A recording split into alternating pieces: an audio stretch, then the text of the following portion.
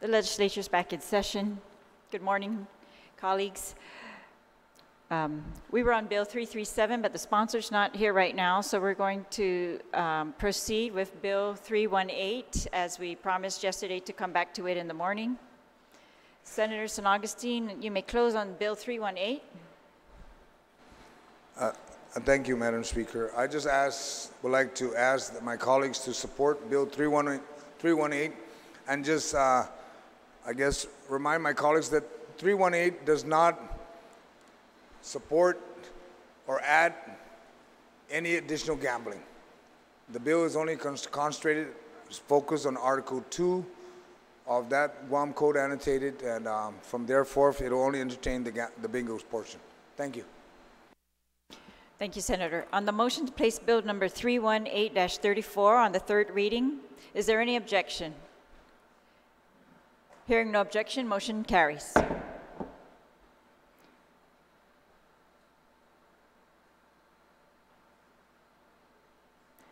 We are now on Bill number 347. Senator Rodriguez, you are recognized.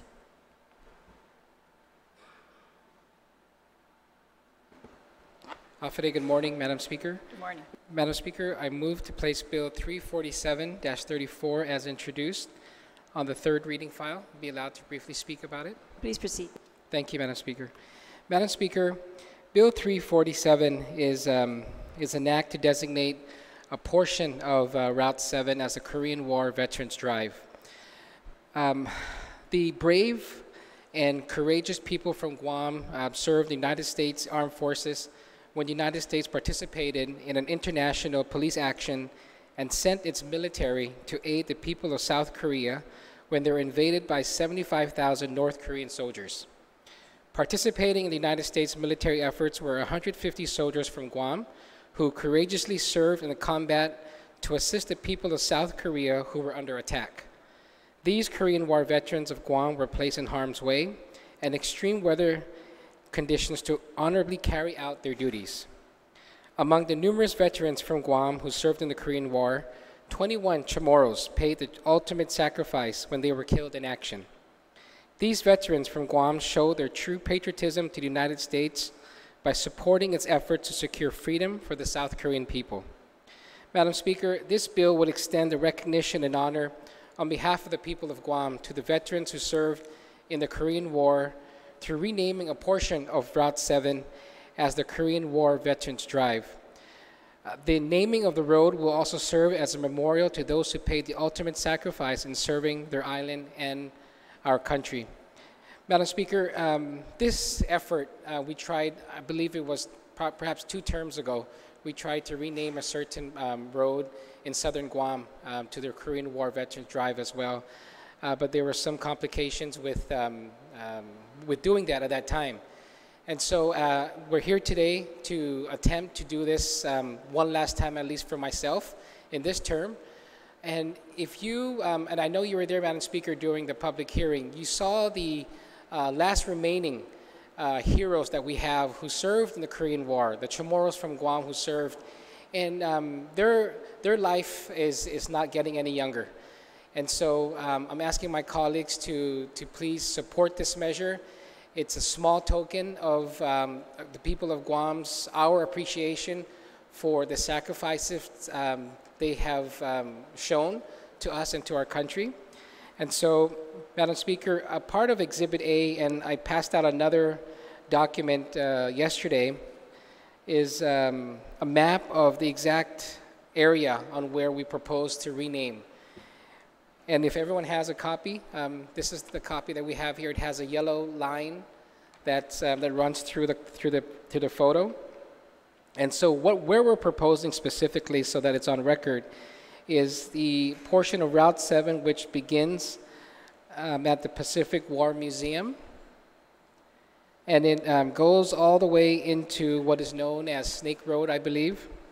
It passes through U.S. Naval Hospital, through the government house, and down into the road, which is right where Hub, I think it was, or Triangle Park. Triangle Park is what it's known, and down the hill. And that's where we are proposing that this portion of Route 7 be named the Korean War Veterans Drive. So I ask my colleagues for their support on this measure. Thank you, Madam Speaker. Thank you, Senator. On the bill, is there anyone who would like to be recognized? If not, Senator Rodriguez, you may close on the bill. He's waived closing. Is there any objection to placing bill number 347-34 on the third reading file? Hearing no objection, motion carries.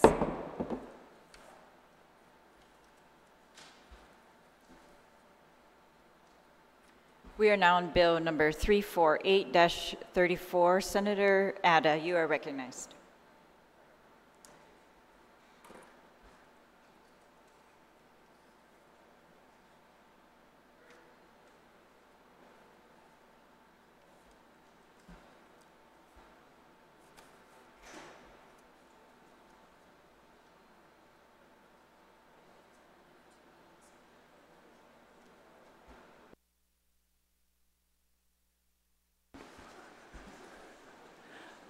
Thank you, Madam Speaker. Madam Speaker, I move to place bill number 348-34 COR and the version as substituted on the floor.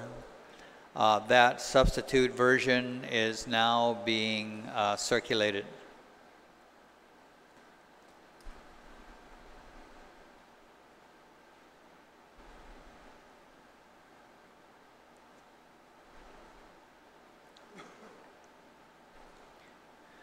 And so on the substitution version, the word sell is replaced by the word convey, and I will explain further the basis for that change. So if that version is accepted, I would like to move it down to the third reading to be discussed. Is there any objection to the substitute version, to substituting on the floor, Bill 348-34? Is there any objection? Hearing no objection, motion carries. So we will discuss the substituted version. Senator Ada, you are recognized. Thank you, Madam Speaker. I'm going to use, there's a handout that was given out on the front page.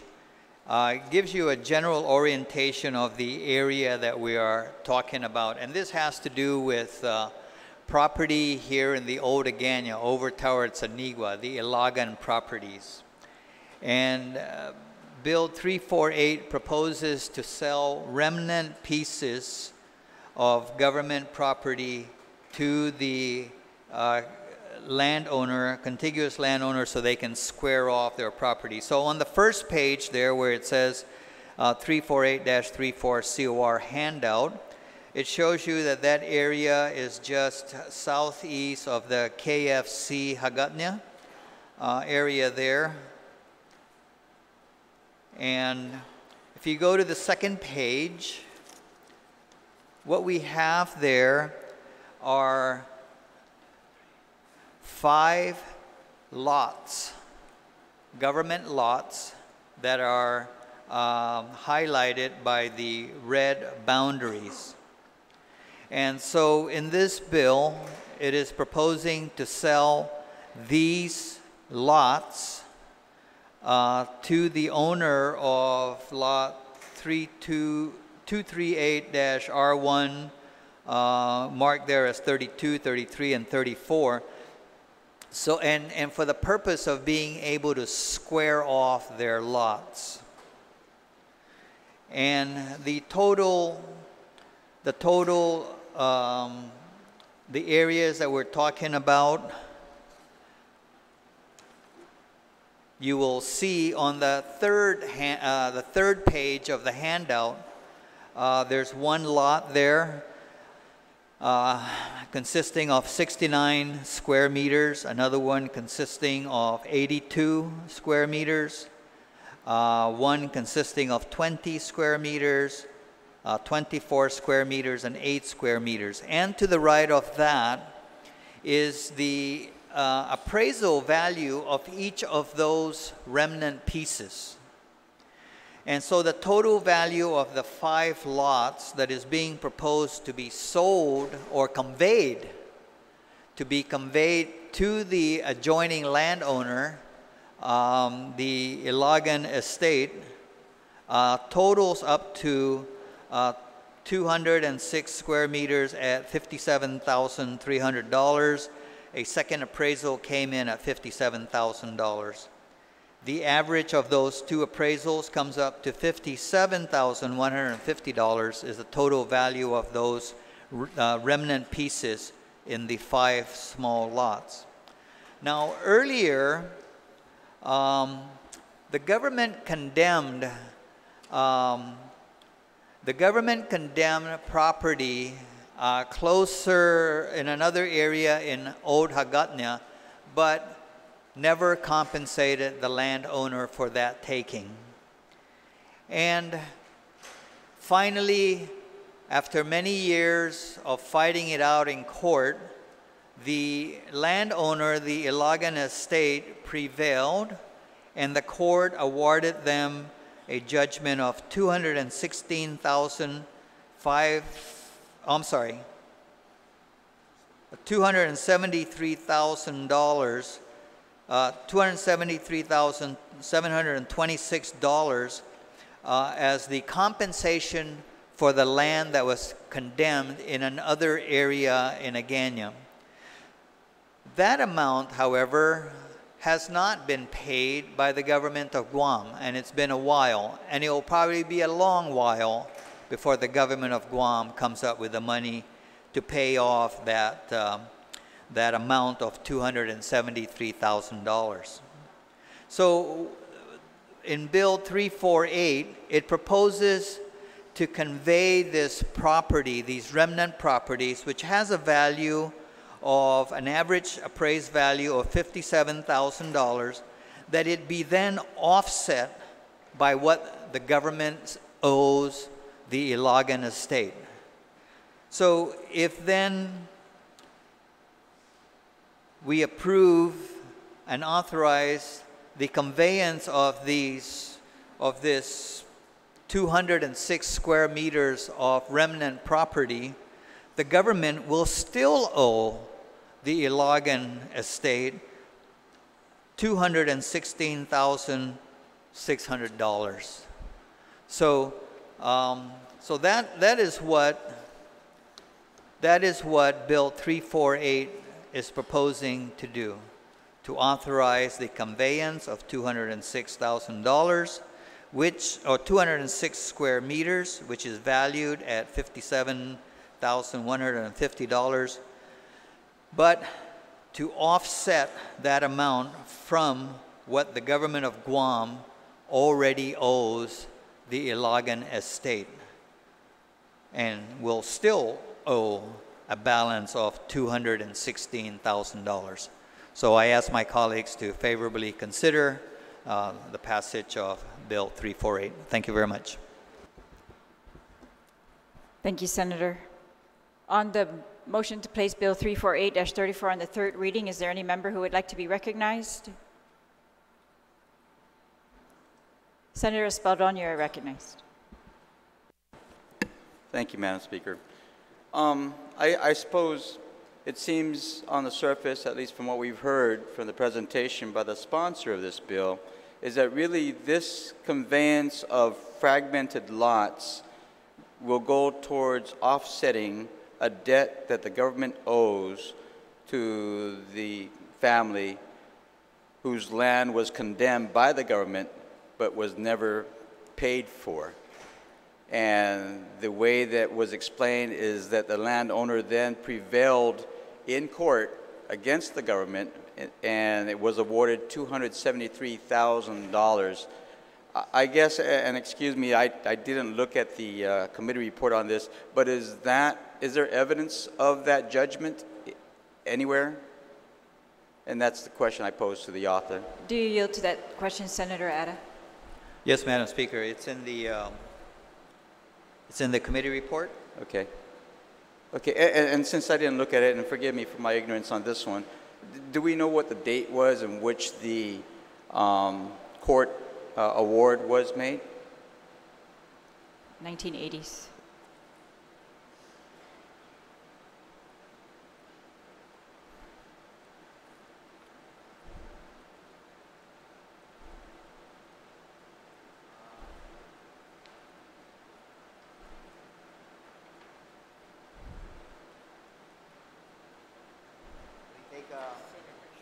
Can we take a short recess, Madam Speaker, just to get the facts on this a little bit clearer?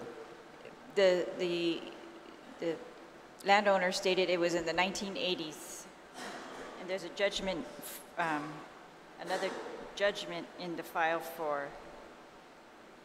And is that a documented judgment, or is that just oral testimony? No, this is, yeah, I can give you my documents. Okay, if I may, if we could just take a brief recess so that, and again, the implication. All right, 1 minute recess. Thank you.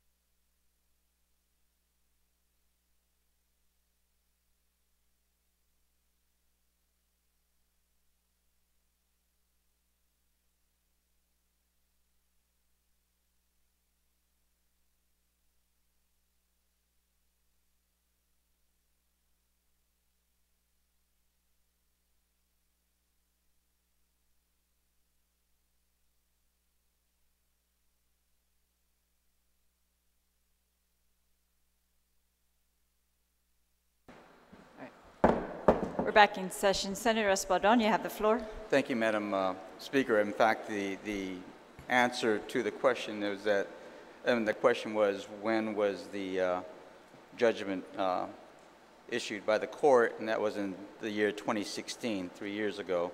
And so it comports basically with the statement by the author that there was a judgment against the Ilagan estate, excuse me, against the government in favor of the Ilagan estate, in which the government did condemn the piece of property, and the compensation has yet to be paid. The compensation was, in fact, in the amount of about $273,000 and a little bit more. So this bill basically goes on to say, you know, the justification for this is just to offset some of that expense, and it seems reasonable considering when you look at the map that was given to us. Really, it's small pieces of properties from different lots that are abutting the property of the Ilagan estate, from which the government took property from back in the day, back in the 1980s sometime. I have no problem with this. I mean, it seems fair, and I think we all understand that area. I guess the question is, looking at the map, what did I do with that map? If I might ask the author, is there a present road running through it right now? Senator Adder, do you yield to that question?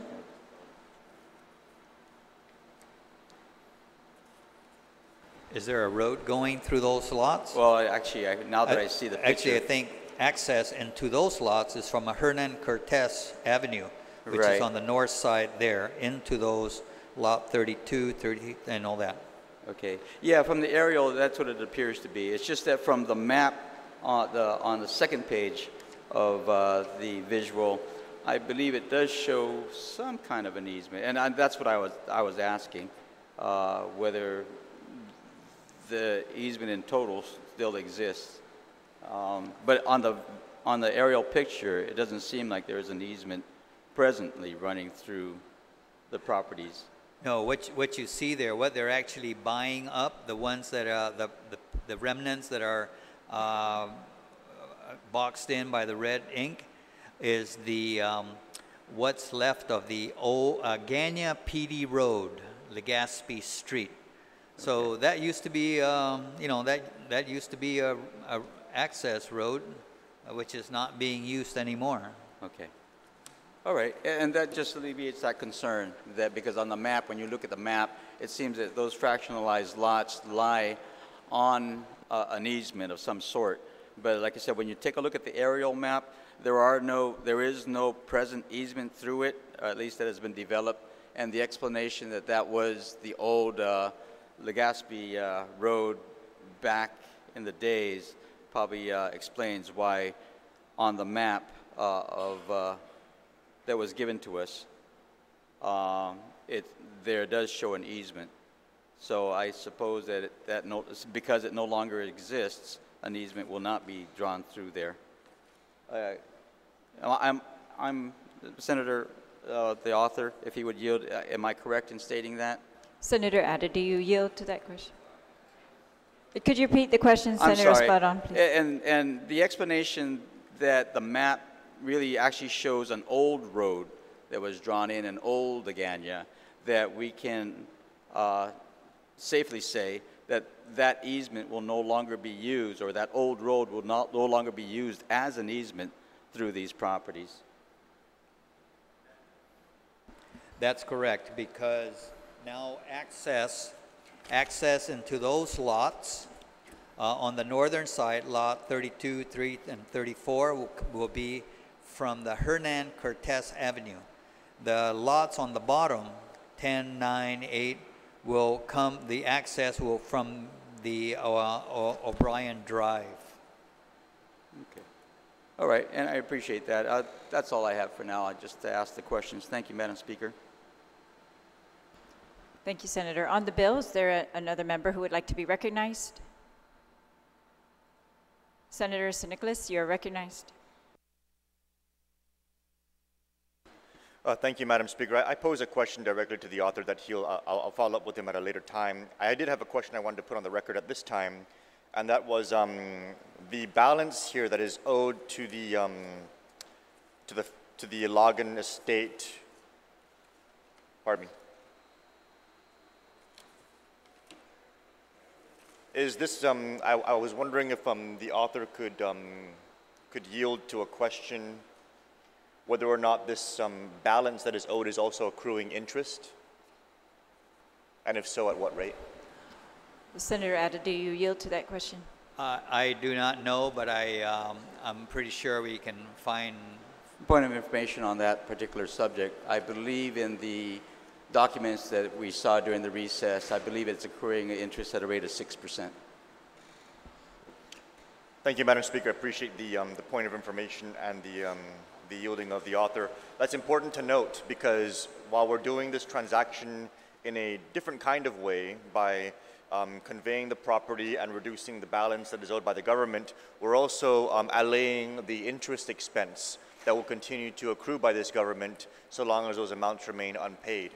I don't quite know what the timeline or the plan is to come up with these funds on the government side to pay out this case, but I do know that 6% is quite a hefty interest rate.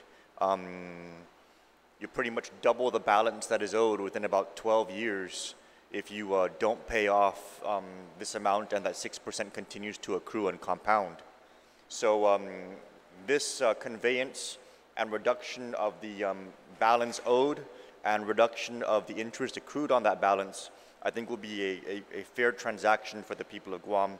I raised that point in support of the bill, but subject to the inquiry that I posed directly to the author, and I'll yield to him offline for that response. Thank you, Madam Speaker.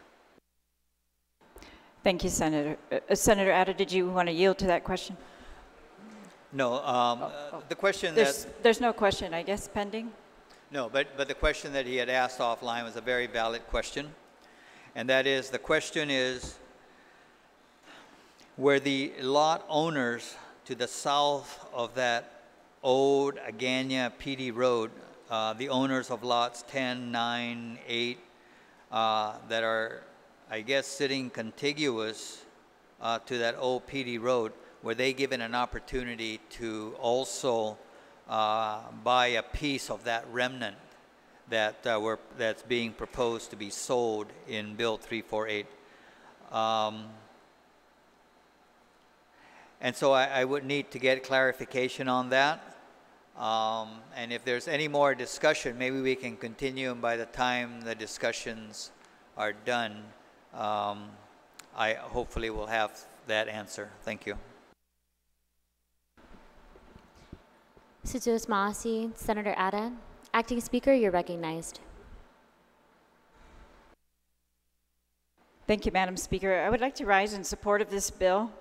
This bill, I believe, is very consistent with the fractional lot law that recognized that the Hagåtña was left in fractions.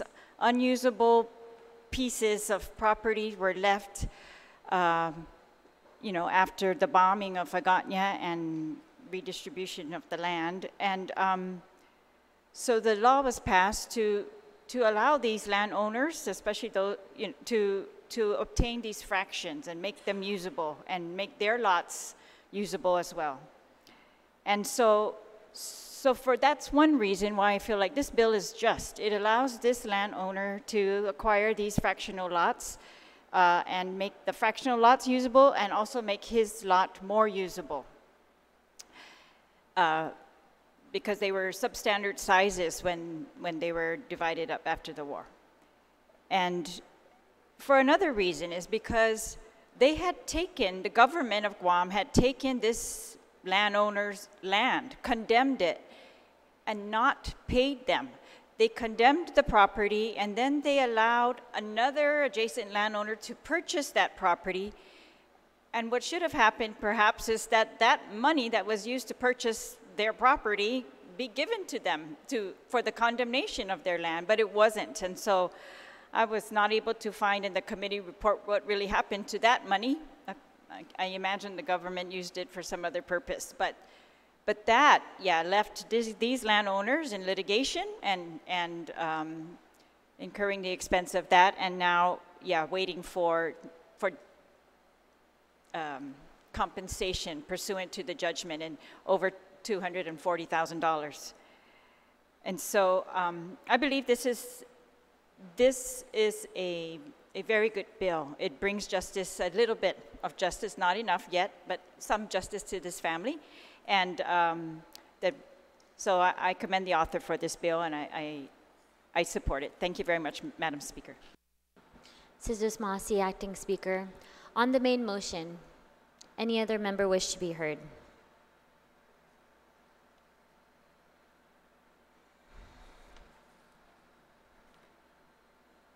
On Bill 348. If not, Senator Atta, you're invited to close.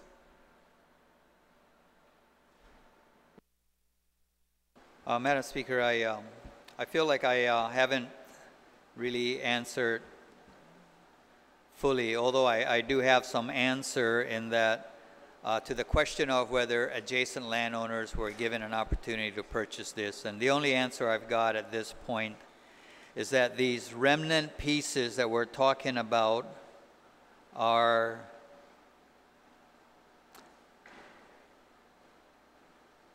actually contiguous to the dominant property owner of those pieces is, like, for example, you will see on the top end there of lot 32 there, that's actually contiguous to the Ilagan property, and the same as that small piece on lot 33. So there's really no adjacent landowner that can claim that they weren't given an opportunity to purchase that. The remnants at the bottom,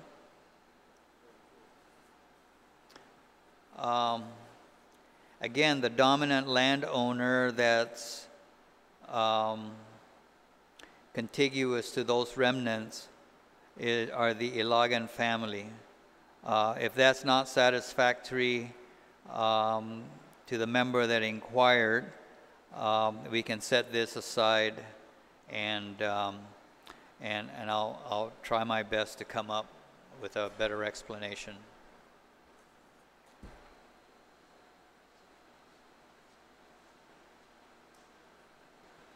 One minute recess, Madam Speaker.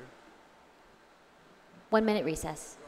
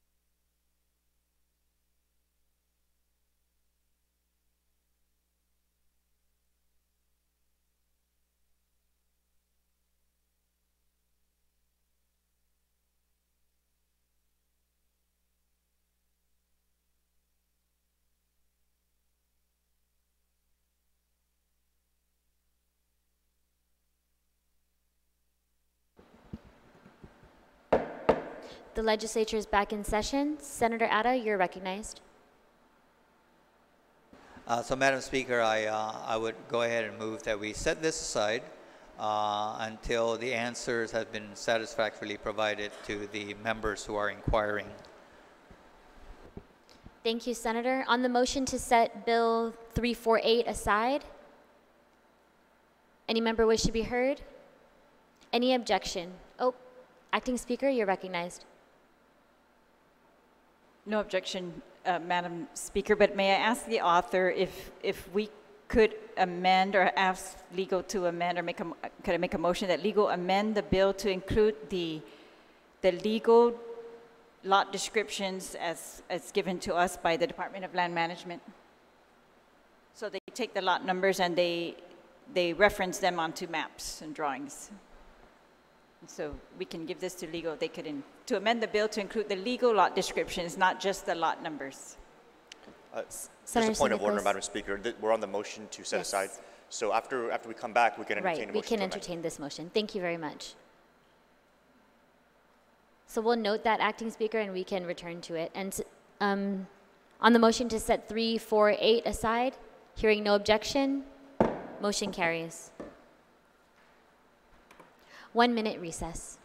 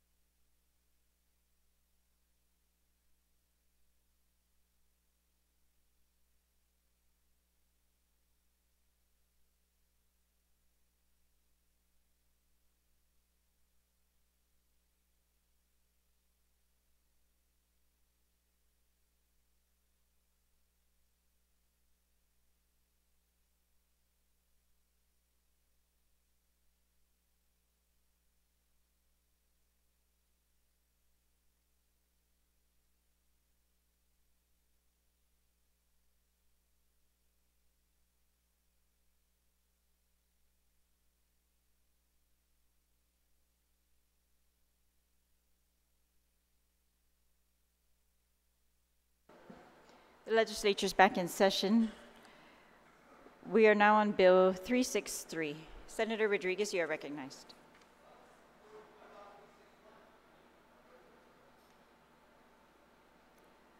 On my agenda, that comes after 363. We are doing those priority bills first. Senator Rodriguez.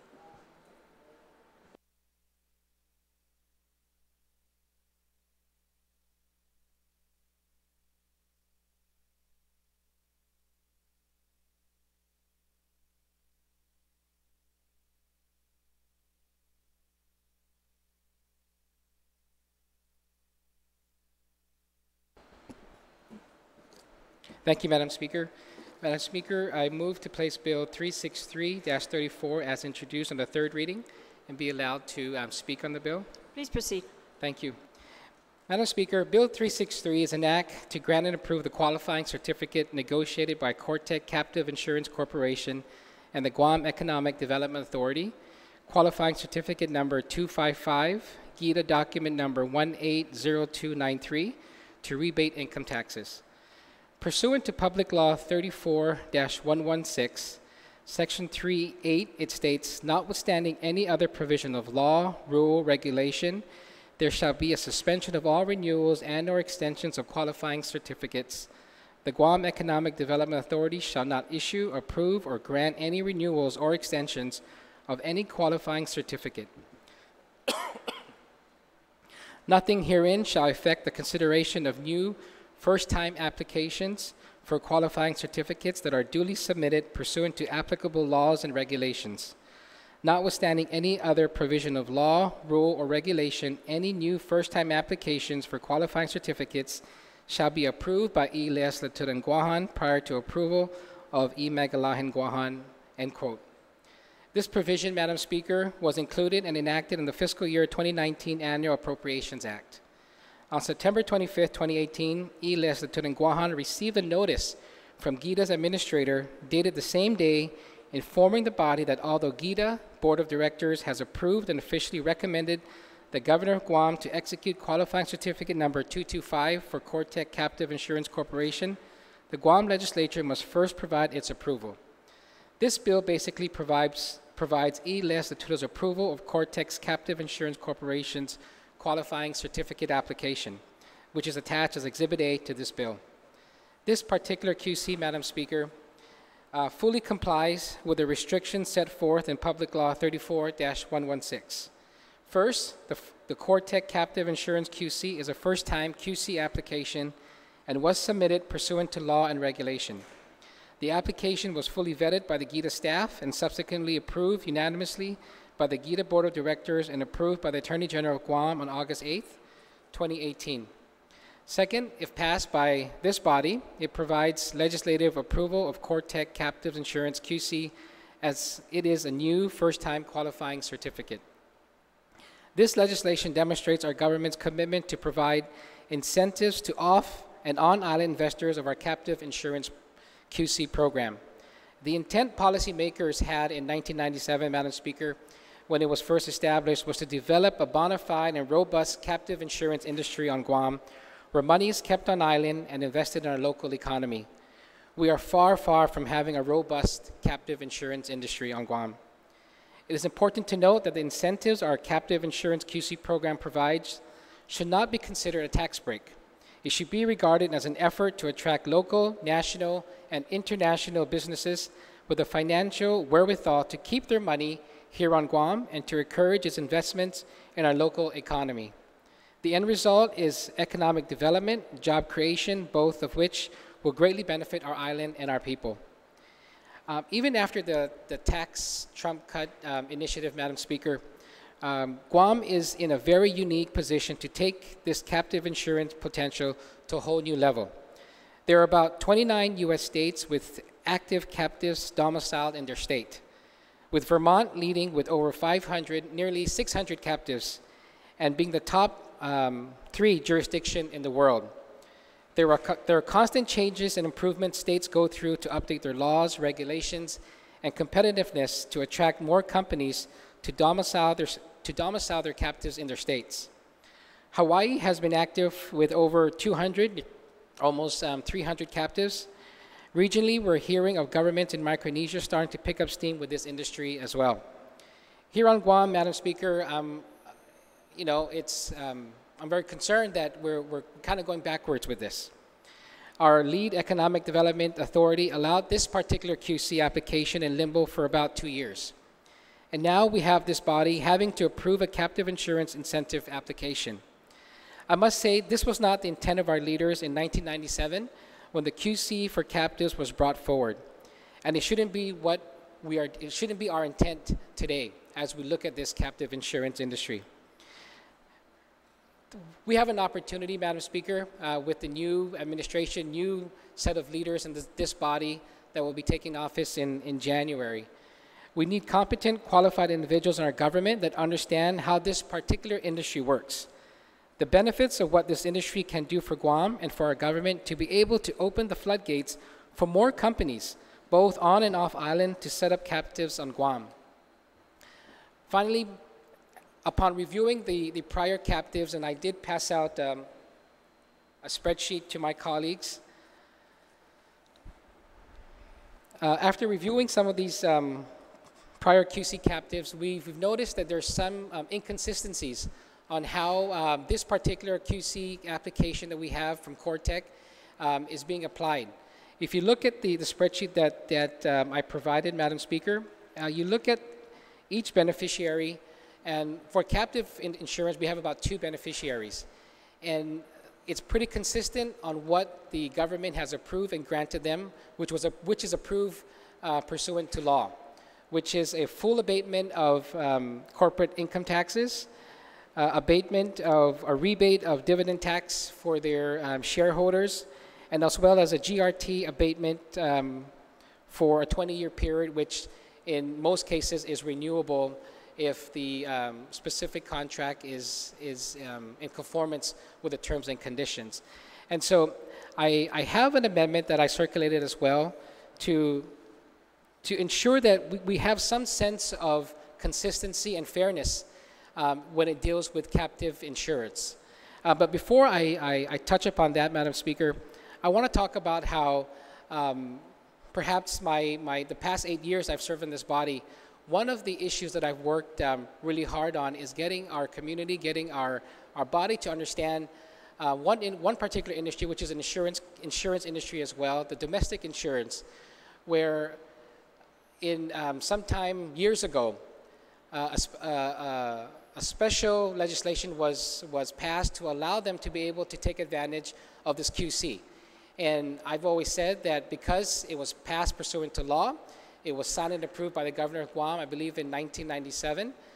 Those QC recipients are entitled to those benefits, whether it be corporate income tax abatements, GRT abatements, real property rebates. All those are something that they have been afforded through law.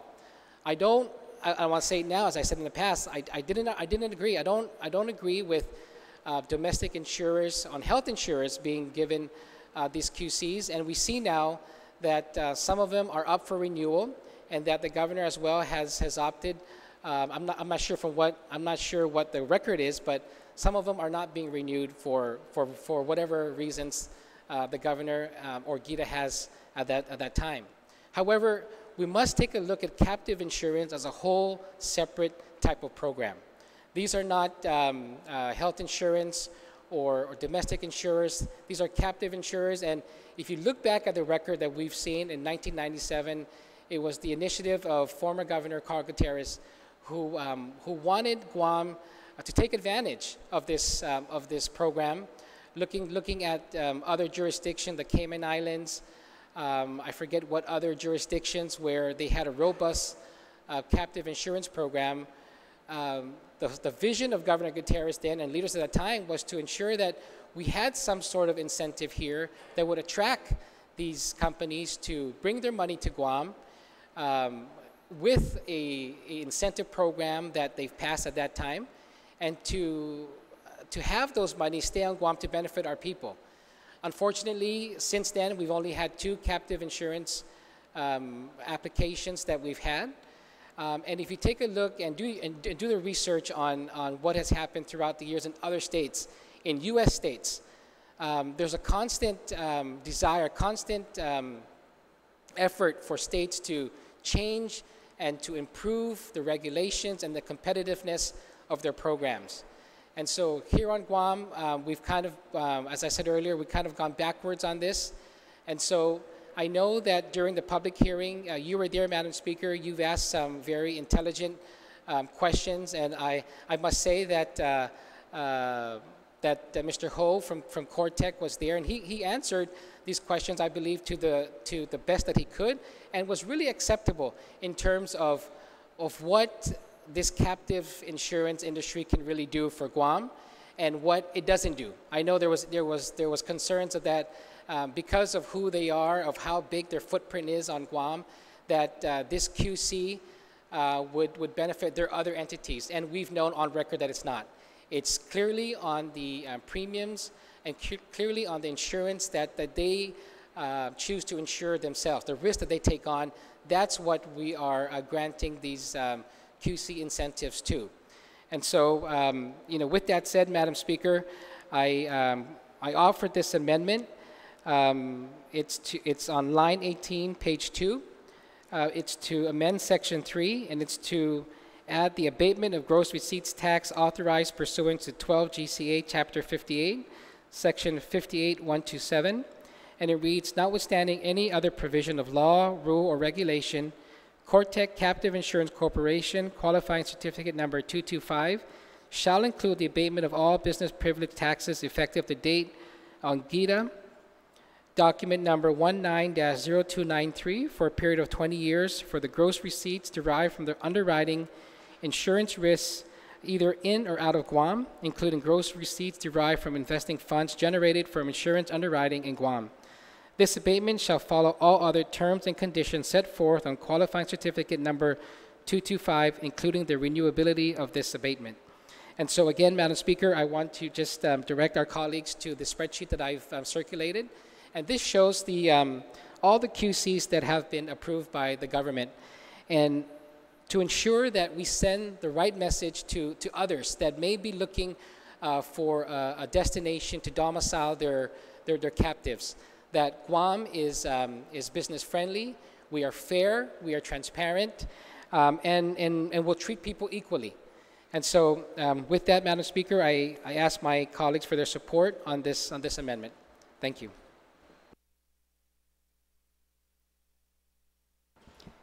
Thank you, Senator. On the Rodriguez amendment, it's been passed out. Is there anyone who would like to be recognized on the Rodriguez amendment?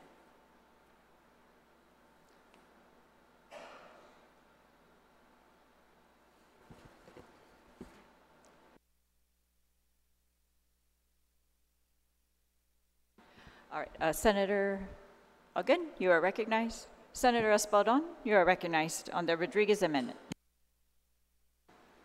Thank you, Madam Speaker. I guess my first question, the first question that came to my mind is that the negotiations and the approval of the QC happen at Guam Economic Development Authority. And in the past, it was once it's approved by the board, then a QC is then forwarded to the governor for approval. In this case, because of what we passed in the budget bill, that now before it goes to the governor, it must come to the legislature for approval. And the question I have is whether we even have the jurisdiction to maybe change anything that might be in the negotiated QC, right, qualifying certificate, if we can or cannot add to the QC. And I'm just wondering whether this amendment adds or changes anything in the approved QC that was forwarded by the GITA board to us, which ultimately should be to the governor. Senator Rodriguez, would you yield to that question? Yes, thank you, Madam Speaker, and thank you, Senator. We are not amending the document that was provided to us, and whatever was negotiated and agreed upon by GITA. We are including this and authorizing it statutorily. But what language that's included here does say that we are being consistent. We are going to provide them what law already authorizes that they be given, and that the terms and conditions of the qualifying certificate number 225 be followed thereafter.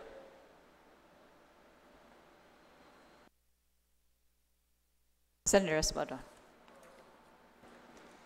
Thank you. I'm not sure that really answers the question, in that even if we do pass this into law, right, does that alter anything in the approved the approved negotiations that by the board of GITA?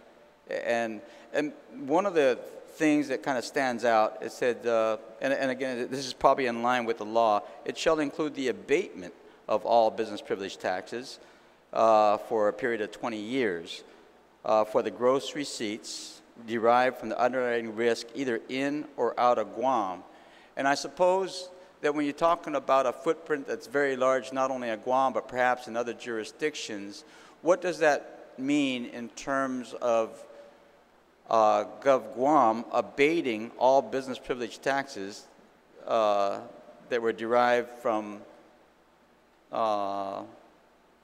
underwriting insurance risks outside of Guam? And I just question, why do we have to put in or out, and what is the reasoning behind that? Senator Rodriguez, do you yield to that question? Thank you, Madam Speaker. Madam Speaker, the language is consistent with statute already. So that language that the senator had just read is what is in statute. I believe it's chapter 22, title 22, chapter 58 in the Guam Code, and so that's the language that's there. But another part of his question is that yes, it does abate all gross receipts taxes, and we must understand that right now none of these gross receipts taxes are, as what was discussed during the public hearing, are being collected now. So that's why in my opening I said this is not a tax. It shouldn't be considered a tax break, when really this is something that right now companies like them pay for premiums to an agent, and that money gets sent somewhere else and is not taxed here. And so when we talk about we are abating, yes, we are abating, but not like what I talked about, the insurance, the domestic insurance, when they were for years an industry that was here, that was set up, that was paying taxes. And when this body at that time passed legislation to authorize them to take advantage of the QC, we saw a huge decline in our tax base. And so this is not the case with captive insurance. Senator Espada. Madam Speaker, if I may, I would like to be able to give up my time right now with the privilege of perhaps coming back to speak after a few other speakers may have spoken. Thank you, Madam Speaker. Any objection? Hearing no objection, motion carries. On the bill, is there anyone who would like to be recognized? Senator Uggan, you are recognized. We're on the amendment. On the amendment? Yes. Okay. Thank you very much, Madam Speaker. And on the amendment, I want to thank our good colleague for highlighting some of the additional benefits that the two other captive insurance companies are presently availing themselves of. So this is not inconsistent with already what has been provided in this program. One of the things I want to stress, Madam Speaker, is that if we look at the captive insurance industry, there's a reason why this legislation was created many, many years back, is to allow the insurance companies, who in most cases back then were procuring additional insurance coverage from off-island insurance companies. What this provision, the captive insurance industry now has provided, is an opportunity for some of our local insurance carriers to procure the insurance from a captive insurance company here, where in fact the premiums will remain on Guam by virtue of the captive insurance. And that's one of the reasons why the Guam Economic Development Authority is administering and extending, is administering the program, but also extending some of these benefits, whether it's abatement of GRTs, whether it's abatement of corporate income taxes. The idea is to allow the insurance companies to acquire their overall coverage through a captive insurance that will retain the funds on island and reinvest it on Guam by virtue of providing job opportunities, by virtue of taking some of those invested proceeds and investing it in other activities here on Guam. And that is where the law authorizes that. And looking at some of these benefits, someone was asking me, okay, the government of Guam, just by virtue of looking at this program, now wants to abate when in fact, or provide tax relief to this particular applicant when in fact the government in Guam is presently experiencing some financial strains. And it's a very legitimate question. Why would we want to continue to provide tax credits? But if we understand the concept behind this, it's allowing the additional insurance premiums that otherwise today is going off island to procure overall coverage of some of the insurance policies on Guam, to allow those proceeds and those premiums to remain on island by virtue of a captive insurance company. Now that money stays on Guam, is now invested in hiring additional personnel on Guam, is now invested in other activities by virtue of the captive insurance company. And that's why some of these tax abatements are being considered. But also, what's most important is allowing the captive insurance industry to grow. We right now have 2 captive insurance companies that are presently in the book, and they were provided insurance. They were able to avail themselves of the program back in 2007, I believe, and 2009. And it's been a number of years. Now, Madam Speaker, we have to ask ourselves the question, why is it that this industry has not expanded even further? And here we have an applicant whereby, with the other 2 existing captive insurance companies, corporate tax abatement or rebates have been provided up to 100%, and also GRT abatement or abatement has been provided for both captive insurance companies for specified timelines. We need to encourage, Madam Speaker, if there's another company, regardless as to the name, at the forefront, wants to retain most of these premiums that are otherwise today are going off island to procure insurance, overall broad insurance coverage.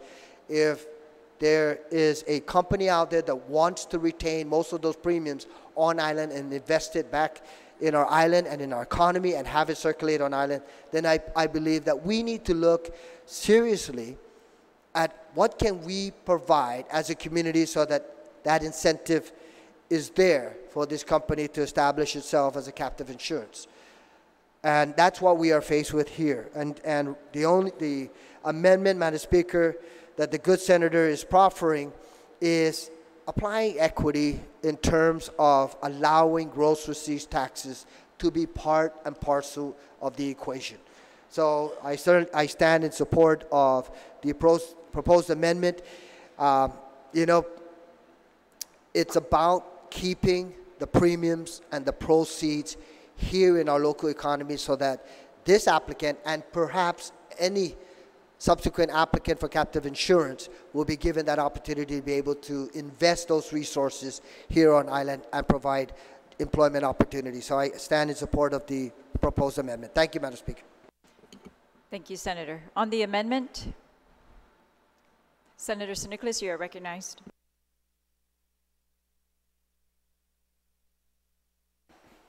Thank you, Madam Speaker. Madam Speaker, I'm the senator that is very anti-tax abatement, anti-tax credit. I really feel that we need to make sure that we're capturing as much of the revenue as possible in order to meet the financial needs of this government. There is a very important reason, though, why we need to be very transparent with what kind of tax abatements and tax credits we're talking about. And in order to fully understand the implications of this bill and this amendment in particular, we need to have a very firm grasp of what captive insurance really is. I know that everyone just immediately hears the word insurance. They're not quite sure what the word captive has to do with any of it. And then we immediately begin applying our own understanding of insurance as we've grown up to know it. We know it either as health insurance, or we know it as property and casualty insurance, or as life insurance, where we hire a third party, we pay them a premium, and they assume risk. And that's basically what insurance overall as an industry is all about, paying for the assumption of risk. In health insurance, you're paying a health insurance company to pull all of the different risk profiles together amongst the community and provide a certain set of health coverage so that you can have your health needs taken care of, and you're pooling the risk and you're sharing it, and the health insurance company is assuming it in the event that you were to have some health needs that you would need to have paid for. In property and casualty insurance, you're paying a premium also to a third party. They're assuming the risk of your car getting into an accident or your home being hit by a natural disaster or a fire. And in life insurance, an insurance company is assuming the risk of your mortality, that you might pass away sooner, and they're going to pay a fixed amount of money, depending on the type of insurance that you bought, in order to be able to mitigate the risk of you dying early and having loved ones or obligations that need to be taken care of. Captive insurance is also the business of risk management, but it's different in many respects. In all of those three other insurance examples, you're dealing with third parties, taking premiums, making a profit off of those premiums in return for assuming risk. That is not what captive insurance is. Captive insurance actually is a different way of saying self-insurance. And all of us here, Madam Speaker, we self-insure, we just don't realize it. Self-insurance is when you put money away in the event that you're going to need it for an emergency. And so when you have the resources to self-insure, oftentimes you do so because you don't want to pay that third party the premiums that are going to be more costly in order for them to assume the risk. So for example, let's say I have, I have my family and I want to make sure that they're going to be provided for. Instead of buying $1 million in life insurance, if I have $1 million in the bank, I set that aside and I self-insure my family with my $1 million. That's my money, I'm setting it aside, I'm not paying it to a third party. What captive insurance as an industry attempts to do is it incentivizes setting aside that self-insurance money and keeping it here on Guam. So instead of me putting $1 million into the bank and self-insuring myself here and putting it into an off-island bank or putting it into an online bank where I might get more interest, there's an incentive for me to put it here locally so that money can circulate in our local economy. Captive insurance is the industry name for actually self-insuring entities so that they're able to keep that money within the jurisdiction where they form the captive company and have that money circulate into the economy. The reason why there are so many other jurisdictions that form captive insurance industries is because they're trying to suck that money out of other communities. And the absence of a viable captive insurance industry here on Guam means that those entities that can self-insure will do so elsewhere. And if they do so elsewhere, they're not going to be investing those resources in our community. So providing incentives to keep those self-insurance proceeds here under a captive insurance industry is actually our way of saying, hey, you know what? Yeah, don't take your money and go. Keep it here. Because I know that you can get so many benefits elsewhere, but if you keep it here, you're going to build more buildings here, create more jobs here, raise property tax values here with your investments, etc. And so if we don't nurture this captive insurance industry, we're going to lose those self-insurance proceeds to other jurisdictions. And so when we talk about this amendment and we talk about abating 4% in the business privilege tax for this captive insurance entity, we're not saying that we're going to lose 4% in taxes. We're saying that we're going to make that incentive be in place so we don't lose that self-insurance money. They can go and they can, when you self-insure, you can self-insure anywhere. The technologies are in place where it doesn't really matter where you keep your money. I can get it through an ACH transfer overnight anywhere I put it. So why am I going to put it in a jurisdiction that's going to tax me more than another jurisdiction? You wouldn't.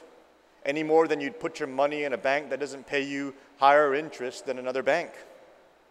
Unless, of course, you had an affinity for the establishment. But the reality is that you're going to, as a business individual or as an entity, you're going to put your resources where you're going to be able to get the highest return on investment and pay the lowest amount in taxes. So when we're talking about creating these incentives for captive insurance, it's very different from the abatements that were given to the other insurances here on Guam. We abated a profit center and profit streams that were coming in for the business of providing third-party risk management. That's very different from incentivizing keeping people's self-insured proceeds here in the territory. Realistically speaking, if we nurture a thriving captive insurance industry, we could actually attract resources from other jurisdictions who might want to park their self-insured proceeds here on Guam and further invest in the development of this community. And there's so many attractive reasons to. You know, our proximity to Asia, our beautiful island. I also, when I was in Washington, D.C., I was always telling some of the bigger developers and some of my colleagues who are in certain development industries, I tell them, I say, you know, you really got to look at Guam because our building codes are so robust that when you build a structure here to code, it's going to last you 1,000 years. And so while you have so much depreciation going on in the States, investments here on Guam have a tendency to last much longer. And so as we try to encourage as much investment into our island in order to spur opportunities, one of the things that we need to be mindful of is that we're not losing potential investment elsewhere. You know, in the business industry, they always say that it's 8 times more expensive to bring in new investment than it is to retain existing investment. And so if we can create these incentives to keep self-insurance proceeds here on Guam, instead of spending so much more money trying to attract proceeds into Guam, that's a win-win for our community. And so while I'm not the biggest fan of tax credits or tax abatements that hurt our revenues, this amendment and this bill overall does not impact our current revenue base. It actually incentivizes the retention of self-insurance proceeds so we can build our tax base. If we give this 4% abatement, the impact to the general fund is still going to be 0 today. But what we will do is we may keep $1 million, we may keep 10 million. I don't know how much is going to be part of this captive program. But we may keep millions and millions of dollars in self-insurance proceeds here on Guam that get invested into our local community. If we don't have these incentives, you can open up a captive insurance in like 4 days in other jurisdictions. It's been 2 years, I think, since this application has been in process. It's actually quite amazing that they're still moving through the channels.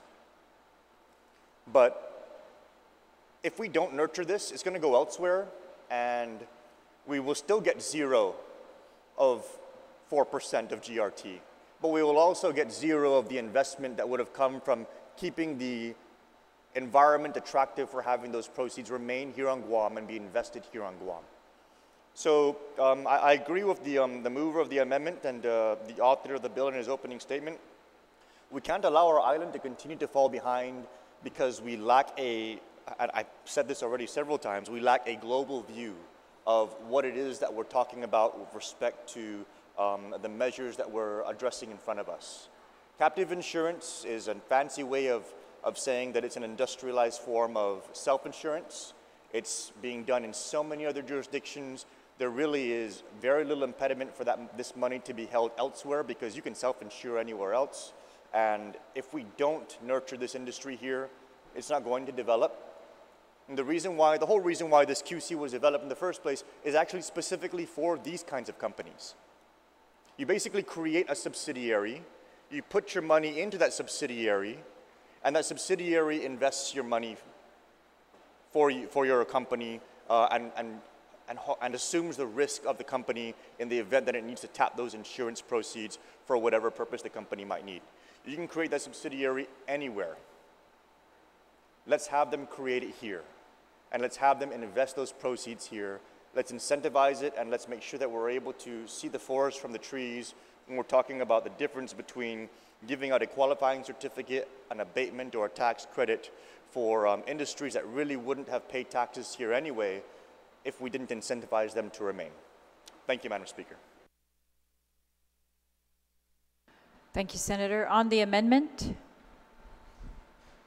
Senator Espaldon, you are recognized.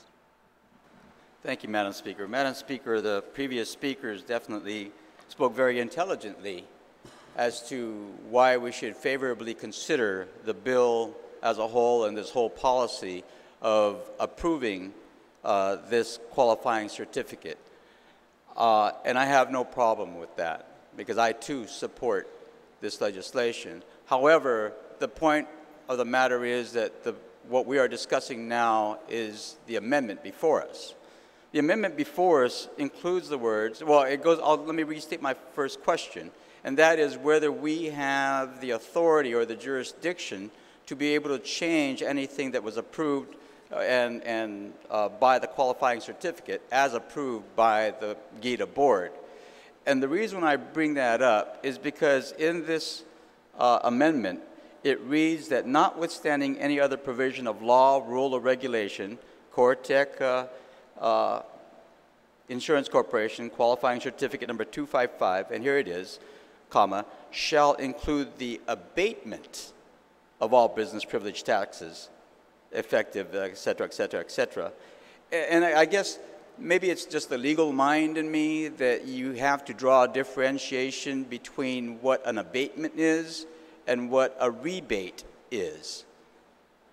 Because in the qualifying certificate that was approved by the GITA board, it basically talks about rebates, and that is within the qualifying certificate legislation or law. The rebate, for example, in the qualifying certificate for this particular company, it states that this is to certify that Cortec is hereby granted the rebates set out in this article. And then throughout this, it really talks about rebates as opposed to an abatement. Now, the technical question is, what is the difference? Well, in an abatement basically is the lessening of something. It's the ending or the reduction of something. And technically, that's what you're doing when you give a rebate. But a rebate really is a refund. So the way it normally works is that an entity who qualifies under the qualifying certificate for a rebate first pays their taxes, and then the government then gives it back to them. On an abatement, in this case, if we ask for an abatement, then it basically reduces or does away with any taxes that could potentially be paid to the government that could then be refunded. And the difference really technically when it comes to fiscal policy matters is that if a company pays their taxes and is going to get a rebate, there is a period of time in which the government can use those funds temporarily that are paid into the tax base, into the revenue base, for the government to be able to pay its bills, knowing full well that when it's time to file your taxes, or whenever, at a certain period of time, everything that the company has paid into GovGuam will then get rebated. And so the significant difference is that there is a time in which that money that the private company should be paying into the tax base, there's a time in which the government can use that money almost as a float of some sort, right, to pay the expenses of the government. And we all know that from the budgetary processes that even our cycles of when the money comes in, it's not a consistent straight line. There are times when revenue is higher than other times, and then there are also times when expenses or payouts that need to be made are higher in some months than they are in others.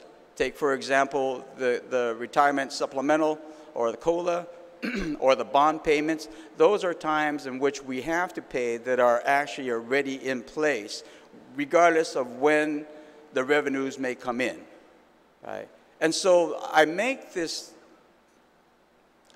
argument at least to consider the difference between a rebate and an abatement, because this would then take away some of the potential revenue that should be in the government coffers at a certain point in time, even though knowing full well that in the end we're going to have to rebate that money back to the company. That's the issue that I bring up. It's not whether or not this captive insurance certificate should be approved by this legislature. I believe it should. Well, first of all, because I believe that there's a separation of powers issue here. I still believe that, because if it has to come to approval before the legislature, before it gets approved by the governor, after it's been approved already by the board, then what's the purpose of the board? Why even have a board if we have to scrutinize and approve it before the governor scrutinizes it? But that's a whole different issue.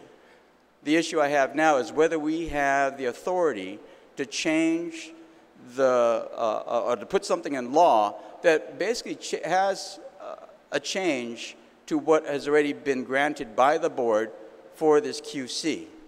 What the board granted was a rebate. What this amendment talks about is abatement. And that's the issue I need to understand, and why are we going down this road. Thank you, Madam Speaker. Madam Speaker, point of information. Thank you. if I may. Yes, please state your point of information, Senator Rodriguez. Thank you. I appreciate the comments of the retiring speaker. I understand what a rebate and abatement, the difference between the two. Existing law authorizes the rebate of income taxes. Existing law authorizes the abatement of gross receipts taxes. And so that's why this amendment is being consistent with existing law that provides the authorization of 100% abatement of gross receipts taxes. And the other point of information I'd like to raise, Madam Speaker, is that GITA did not provide the abatement or the rebate of the gross receipts taxes, and so we're not changing anything that has already been agreed upon or negotiated upon. We are providing, being consistent on what the government has provided to other captive applications, and providing them what the law authorizes the government provide, which is the 100% abatement of the gross receipts taxes.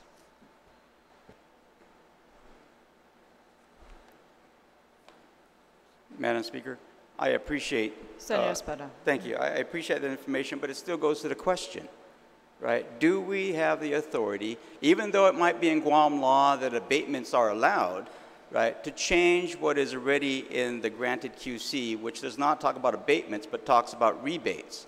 Do we have the authority to be able to change almost a contractual relationship that was negotiated? And I don't know that. And perhaps if I might take a minute recess to ask legal counsel direction on this. And that's really the only issue I have, right? Not that I'm against captive insurance and granting them the QC. It's about whether we can change what has already been negotiated and is stated in the captive insurance approval, the qualifying certificate number 255. And it speaks nothing of abatements, but speaks everything to about rebates. Thank you, Madam Speaker. Thank you, Senator. We'll take a 1-minute recess.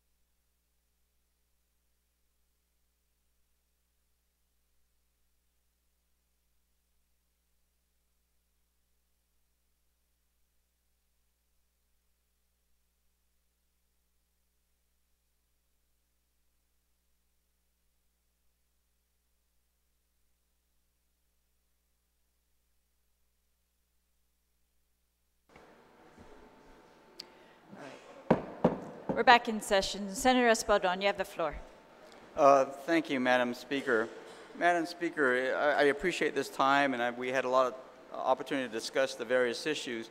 And if I might just say for the record that in discussing with legal counsel on this, that there may be a separation of powers issue, but again, it will take perhaps extensive research to really come to a definite conclusion on whether we do have the ability to change the terms that were granted in the qualifying certificate, whether we have that jurisdiction and the authority to do that in a negotiated contract that was already approved by the board.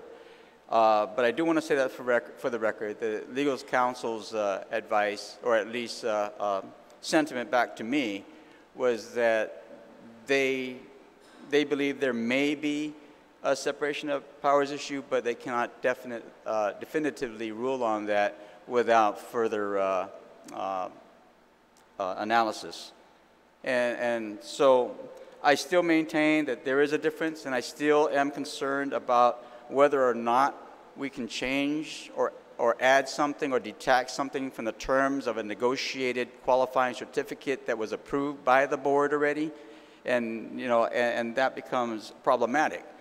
Because going forward, if this is the precedent we're going to set, then going forward, the question then becomes, if we did not agree, say for example in this case, if we did not agree with the terms that was granted by the GITA board, which is to give a 75% rebate on income taxes, do we have the authority to come back and say, well, we don't want 75%, we're going to give you 25% a rebate?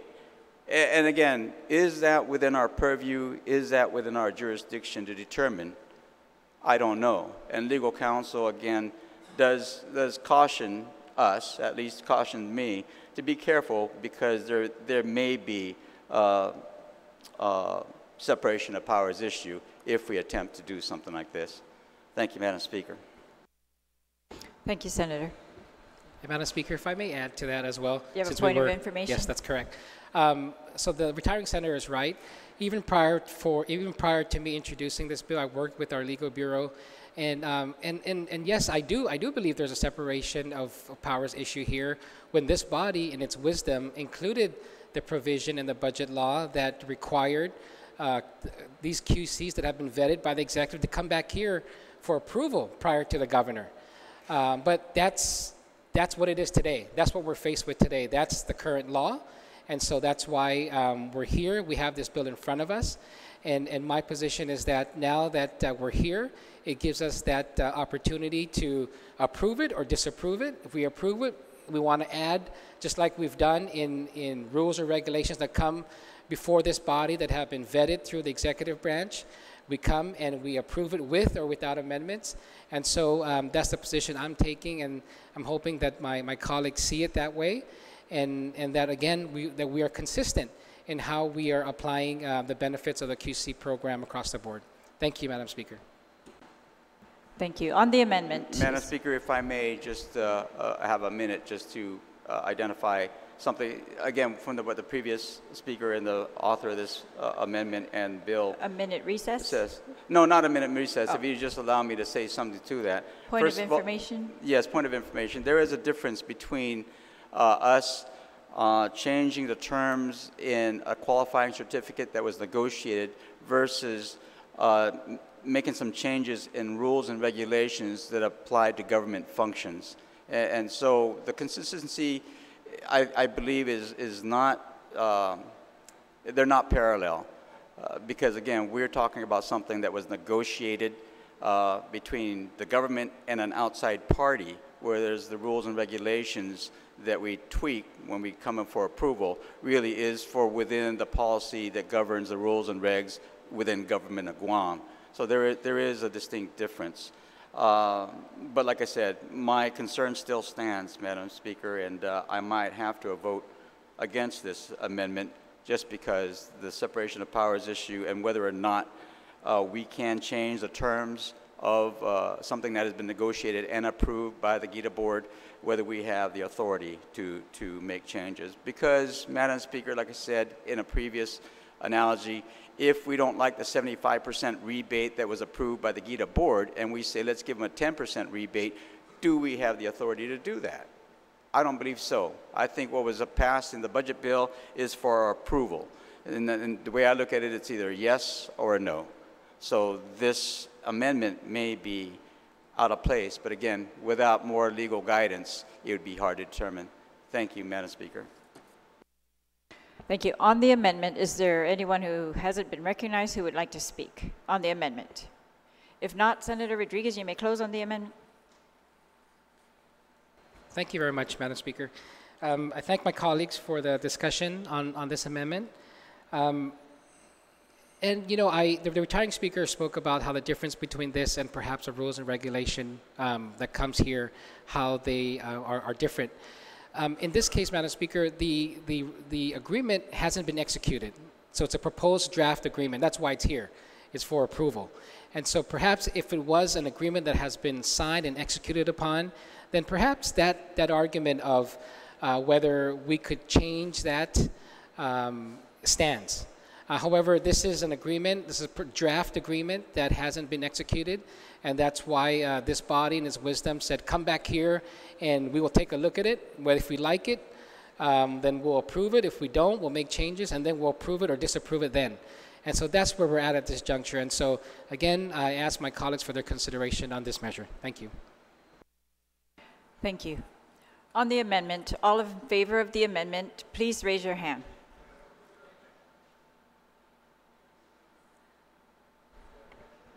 Is there an objection to, there's an objection to the motion by Senator Espaldon. So all in favor of the motion, all in favor of the amendment, please raise your hand.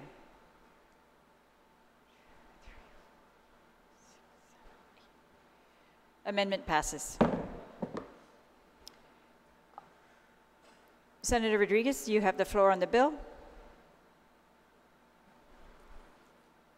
Is there anyone else who would like to be recognized on the bill? Senator San Augustine, you're recognized on the bill. Madam Speaker, I have an amendment for the bill, but because of the time, I'd ask that we recess until after lunch, and then I'll address the amendment.